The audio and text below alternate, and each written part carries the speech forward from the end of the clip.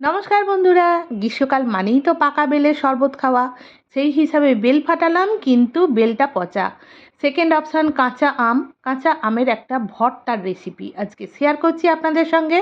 আমের খোসা ছাড়িয়ে টুকরো টুকরো করে কেটে নিয়ে মিক্সারের মধ্যে রেখে মেথি, সাদা সর্ষে, ছোলার ডাল, কালো সর্ষে, কাঁচা লঙ্কা আর জল সহ বেশ সুন্দরভাবে একটা পেস্ট তৈরি করে নিলাম। এরপর গ্যাস জ্বেলে নিয়েছি, ফ্রাইং প্যানে তেলও নিয়েছি, তাতে কালো জিরে ফোড়ন দিয়ে দিলাম। টোটাল মশলা সহ আম বাটা ধোয়া জল দিয়ে নাড়াচাড়া করে কুক করছি। লবণ, কাশ্মীরি লঙ্কার গুঁড়ো ভালোভাবে অ্যাড করে মিডিয়াম ফ্লেমে কিছুক্ষণ কুক করার পর, যেহেতু চিনি খায় না, সুগার ফ্রি অ্যাড করে দিলাম। দেখুন, এত সুন্দর লোভনীয় ফ্লেভার আসছে, আমার জিভে কিন্তু জল চলে এলো। গ্যাস অফ করে দিয়েছি, স্ট্যান্ডিং টেম্পারেচারে কিছুক্ষণ রাখবো। শুধু চাট মশলা 1 চামচ আর ড্রাই জিরে ডাস্ট 1 চামচ মিশিয়ে টোটাল আম ভর্তাটা নামিয়ে নিলাম। দেখুন কত সুন্দর দেখতে হয়েছে।